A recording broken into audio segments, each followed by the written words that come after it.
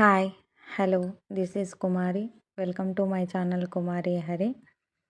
ఈరోజు మన వీడియోలో వచ్చేసి గుత్తి వంకాయ కర్రీ ఎలా చేయాలో చూద్దామండి. ఫస్ట్గా ఒక హాఫ్ కేజీ వంకాయల్ని తీసుకుని మసాలా కోసం బాండి పెట్టి పల్లీలను వేయించుకున్నానండి.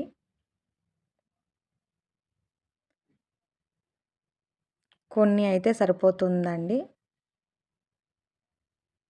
మసాలా వేసుకుందాం. మిక్సీలో ఫస్ట్ పల్లీలను వేసుకొని తర్వాత కొన్ని కొబ్బరి ముక్కలను వేసుకొని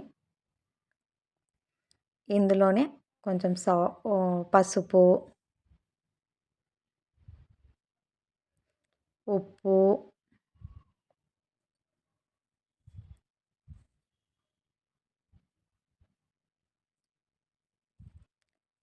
1 టేబుల్ స్పూన్ కారం, 1 టేబుల్ స్పూన్ ఆఫ్ అల్లం వెల్లుల్లి పేస్ట్ వేసుకొని ఇది మెత్తని పేస్ట్ లాగా వచ్చేలాగా గ్రైండ్ చేసుకుందామండి. చూడండి, ఇలా మెత్తని పేస్ట్ లాగా రావాలండి. ఇప్పుడు మనము కర్రీ చేద్దాము. ముందుగా కుక్కర్లో పెడుతున్నానండి నేను. కొంచెం ఆయిల్ వేసుకొని ఆయిల్ హీట్ అయ్యాక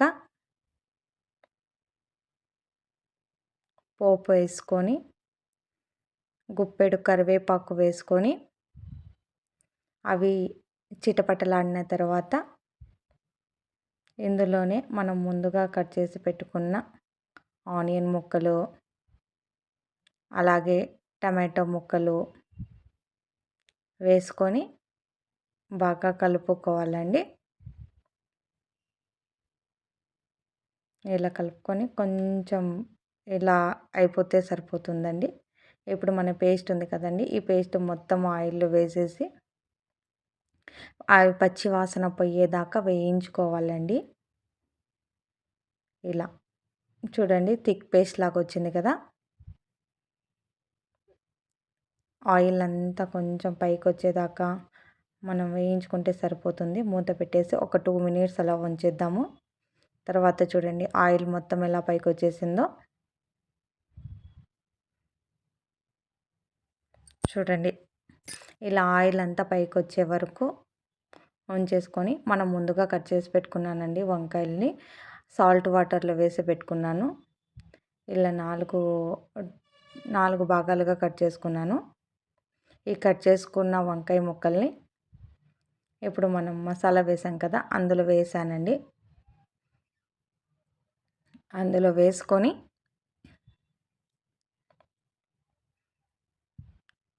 ఒక్కసారిగా కలుపుకొని బాగా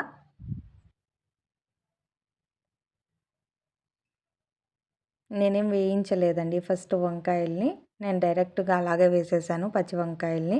కొంతమంది ఆయిల్లో వేసి వేయించిన తర్వాత మళ్ళీ చేస్తారు, నేను అలా చేయలేదు. మూత పెట్టేసి 1 నిమిషం పాటు ఇట్లా వదిలేసినామంటే చూడండి, అయిన తర్వాత ఇందులో మనకి తగినంత గ్రేవీ ఎంత కావాలో అంతగా వాటర్ వేసేసుకొని చూడండి, గ్రేవీ ఎంత కావాలంటే అంత వాటర్ వేసుకోవాలండి. చూడండి, ఇలా ఉంటే సరిపోతుంది.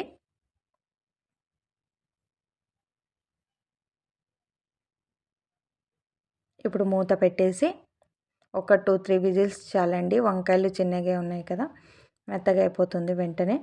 విజిల్ పోయాక చూడండి, మనకి సింపుల్ అండ్ ఈజీగా చేసుకునే గుత్తి వంకాయ కర్రీ రెడీ అయిపోయిందండి.